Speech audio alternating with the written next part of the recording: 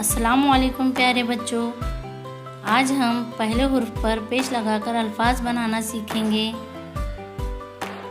उस्ताद, उर्दू, उजाला, उम्मीद, बुढ़िया, बुलबुल, बुज़दिल, बुरका, दुआ, गुलशन, मुस्लिम, उड़ना,